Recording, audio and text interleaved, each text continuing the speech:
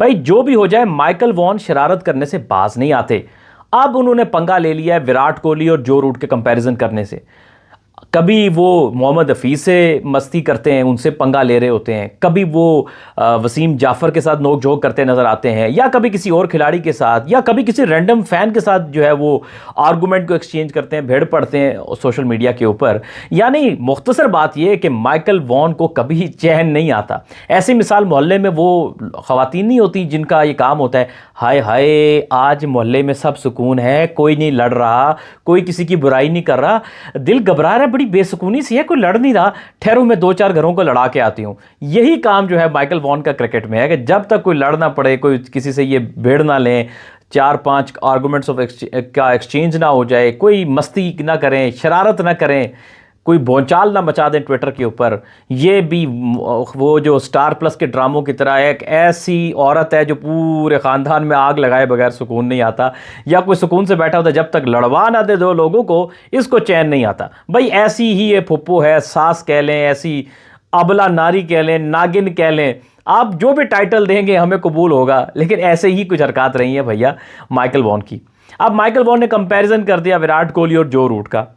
जो रूट जिन्होंने अभी हालिया अपने करियर में एक और सेंचुरी बना डाली है, और वो ऑल टाइम जो सबसे ज़्यादा सेंचुरी बनाने वाले हैं उनकी लिस्ट में डेफिनेटली टॉप 10 में वो आ चुके हैं। तो जी उन्होंने कंपैरिजन कर दिया, जैसे कि विराट कोहली ने 191 इनिंग्स में 8848 बनाए, तो उन्होंने 12,131 रन्स बना दिए 263 इनिंग्स में।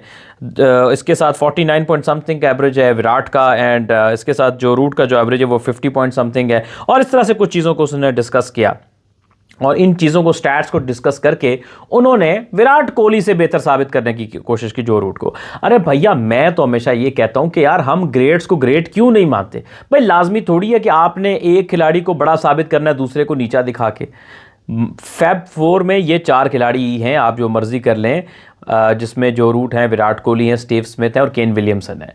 अब बात ये होती है कि कभी किसी की फॉर्म ज़्यादा अच्छी लगती है तो वो ज़्यादा ऊपर निकल जाता है किसी फॉर्मेट में, कभी किसी दूसरे की लगती है तो किसी दूसरे की निकल जाता है। होता क्या है कि पिछले 10 सालों में आप देखेंगे तो हर साल 2 साल के बाद कभी एक इनमें से ज़्यादा टॉप कर रहा होता है इंटरनेशनल क्रिकेट में, और कभी दूसरा आ जाता है। तो अच्छे प्लेयरों की यही निशानी होती है कि वो डोमिनेट करते रहते हैं, कभी एक की फॉर्म लगेगी वो ज़्यादा ऊपर निकल जाएगा, कभी दूसरा। जी ऐसे 90s में सचिन तेंदुलकर थे, उनका और ब्रायन लारा का बड़ा कंपटीशन होता था। कभी ब्रायन लारा लगेगा यार ये ज़्यादा अच्छा फॉर्म में आ गया, कभी लगेगा सचिन तेंदुलकर बड़ी अच्छी फॉर्म में आ गया। हालांकि प्लेयर उस एरा में और भी बहुत अच्छे थे, पॉन्टिंग थे, इंजमाम उल हक थे, अरविंदा डिसिल्वा थे, और भी काफ़ी नाम थे, डैरिल कोलिनन थे, हैंसी क्रोनिया थे, या काफ़ी स्टीव वॉ थे, बड़े नाम थे, बहुत नाम तो बहुत सारे थे, कंट्रीज़ में थे, ग्रैम थॉर्प थे। अब हम किस किस का नाम लेंगे, लेकिन ये है कि ये 2 ऐसे प्लेयर थे जिन पे ज़्यादा बिल्कुल टॉप टीयर के 2 प्लेयर सबसे ऊपर के।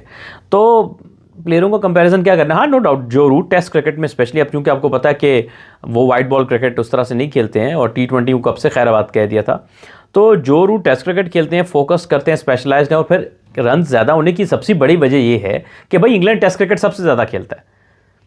इंडिया तो अब तो इंडिया खैर काफ़ी सालों से वो भी बेहतर खेलता है, लेकिन मुझे अभी भी याद है कि पाकिस्तान कम खेलता है। यूनुस खान ने 2000 में या 2001 में इनका डेब्यू था। 17 साल खेलने के बाद यूनुस खान के 100 एंड समथिंग उनके टेस्ट मैचेस थे। इंग्लैंड का कोई प्लेयर आता है वो 6-8 सालों में बड़े आराम से 100 टेस्ट खेल लेता है, 6-8 सालों के अंदर अंदर। सो इंग्लैंड बहुत ज़्यादा टेस्ट क्रिकेट खेलता है, and this is the thing कि हमें हमेशा एक बात कहता हूँ कि ये डिस्क्रिमिनेशन नहीं होनी चाहिए। बात ये है कि आपको इक्वली डिवाइड करने चाहिए टेस्ट मैचेस को। देखिए होता क्या है, फॉर एग्जांपल मैं पाकिस्तान की बात नहीं करूंगा, जैसे एक बांग्लादेश हो गया, जो आप देखें ना, जो मैं अब 2 टियर में क्रिकेट डिवाइड हो गया टेस्ट क्रिकेट। एक टॉप टियर है जिसमें इंडिया, ऑस्ट्रेलिया, इंग्लैंड, चलिए आप उसमें, और फिर इनको कर लें। फिर एक मिड टियर आता है, मिड टियर में मैं कहूँगा न्यूजीलैंड, साउथ अफ्रीका, एंड उसके बाद वाला जो पाकिस्तान अनफॉर्चुनेटली मिड टियर में पहले काफ़ी रहा, लेकिन अब पाकिस्तान 3rd टियर में चला गया है। अब जो क्रिकेट पाकिस्तान की इस वक्त है, जिसमें वेस्ट इंडीज़, श्रीलंका, पाकिस्तान, बांग्लादेश, ये अब एक 3rd टियर पे आ चुके हैं। आगे पाकिस्तान बेहतर हो जाए, कर ले, I don't know, 2nd tier में आ जाए, मिड टियर में, लेकिन अभी पाकिस्तान 3rd टियर में चला गया। दिस इज़ द रियलिटी भाई, मैं तो बात करता हूँ सीधी।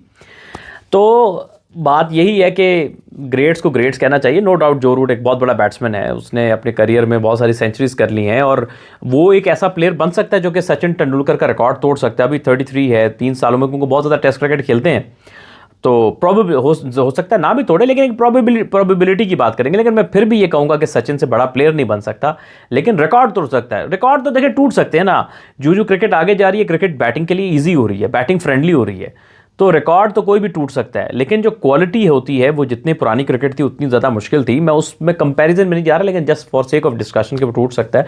सो सबसे पहले मुबारक हो जो रूट को, लेकिन अपना माइकल वॉन भाई इंसान बन जाए। आप इंसान नहीं बन रहे, यकीन माने मैं ख्वाबों में आके डराऊंगा आपको।